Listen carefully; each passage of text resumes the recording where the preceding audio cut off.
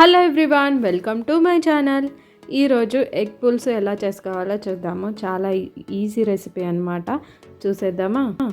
Stove on చేసి pan పెట్టి heat అయిన తర్వాత కొద్దిగా ఇలా కొబ్బరి ముక్కల్ని కట్ చేసుకొని ఇలా వేపుకోండి కొద్దిగా. సో ఇలా వేపుకున్న తర్వాత చూడండి కలర్ చేంజ్ అయింది కదా. తర్వాత హాఫ్ ఆనియన్ కట్ చేసి ఇలా వేసుకొని కొద్దిగా ఆయిల్ వేసుకొని అది కూడా వేపుకోండి. సో అది వేపుకున్న తర్వాత కొద్దిగా 1 టమాటో వేసుకున్న దాన్ని కూడా కొద్దిగా మెత్తగా అయ్యేంత వరకు ఫ్రై చేసుకోండి. చూడండి ఈ మూడుని ఎలా ఫ్రై చేసుకున్నాను. సో ఇప్పుడు మిక్సీ జార్లో కొబ్బరిని ఇలా గ్రైండ్ చేసుకుంటున్నా. అందులో 2 లవంగాసు 2 యాలకులు వేసుకున్నా. సో ఇది మిక్సీ గ్రైండ్ చేసుకోవాలన్నమాట. కొద్దిగా సాజీరా వేసుకున్నా కూడా. చూడండి ఇలా మెత్తగా గ్రైండ్ చేసుకోండి. సో ఇప్పుడు గ్రైండ్ చేసుకున్న దాంట్లో మనము ఇప్పుడు ఆనియన్స్ టమాటో ఫ్రై చేసుకున్నాం కదా, అవి కూడా ఇందులో వేసేయండి. చూడండి ఇలా వేసిన తర్వాత మనం అన్నీ ఇందులోనే వేసుకొని గ్రైండ్ చేసుకోవాలన్నమాట. సో ఇప్పుడు మనం టమాటో ఆనియన్స్ వేసుకున్నాం కదా, కొద్దిగా పసుపు వేసుకోండి. 1/2 టేబుల్ స్పూన్ పసుపు వేసుకోండి. 2 టేబుల్ స్పూన్ కారం వేసుకోండి. తర్వాత 1/2 టేబుల్ స్పూన్ ధనియా పౌడర్ వేసుకోండి. తర్వాత జింజర్ గార్లిక్ పేస్ట్, అల్లం వెల్లుల్లి పేస్ట్ వేసుకోండి. తగినంత సాల్ట్ వేసుకోండి. వేసుకున్న తర్వాత ఇలా గ్రైండ్ చేసుకోండి. దీన్ని గ్రైండ్ చేసుకున్న తర్వాత ఇలా పేస్ట్ అవుతుంది చూడండి.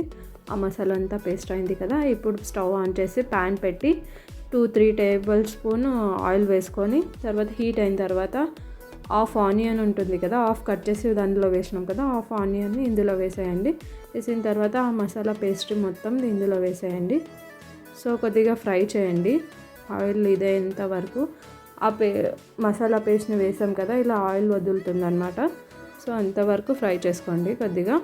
సో సిమ్లోనే పెట్టండి, హై ఫ్లేమ్లో పెడితే మాడిపోతుంది అనమాట. సో సిమ్లో పెట్టి చేయండి. సో చూడండి ఇలా ఆయిల్ వదిలింది కదా. ఇప్పుడు నేను చింతపండు నానేసుకున్నా కొద్దిగా. సో మీకు ఎంత కావాలో అంతే పులుపు పిండుకోండి. నేను కొద్దిగా పిండేసాను. సో ఇలా పిండిన తర్వాత అది కూడా కొద్దిగా ఫ్రై కావాలి. చూడండి ఇలా ఫ్రై అయింది కదా.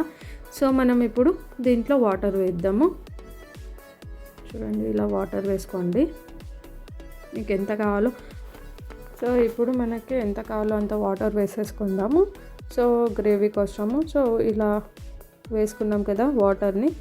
సో ఇప్పుడు మూత పెట్టేసి ఇప్పుడు ఉడికిపోతుంది అది. సో మూత పెట్టేసుకోండి. సో తర్వాత నేను ఎగ్స్ని ఇలా బాయిల్ చేసుకున్నా వేరే బౌల్లో.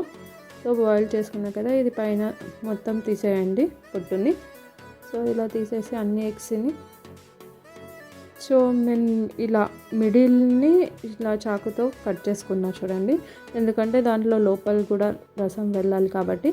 సో ఇలా మిడిల్ కట్ చేసుకోండి. మిడిల్ కట్ చేసుకున్న తర్వాత చూడండి ఆ మసాలా అంతా ఎలానో ఆయిల్ పైనకి తేలింది కదా. సో అంతవరకు ఇలా ఉడకపెట్టుకోండి. సో ఉడికిన తర్వాత ఇప్పుడు మనము ఆ కట్ చేసుకున్నాం కదా ఎగ్స్ని ఇందులో వేసేసుకొని ఒక 2-3 మినిట్స్ ఉడకపెట్టుకుందాం. చూడండి ఇలా అయింది కదా. సో ఇలా ఆయిల్ తేలింది కదా. మీకు కొత్తిమీర ఉంటే కొత్తిమీర వేసుకోండి. సో మీకు నచ్చితే లైక్ చేయండి, షేర్ చేయండి, సబ్స్క్రైబ్ చేయండి. Thank you.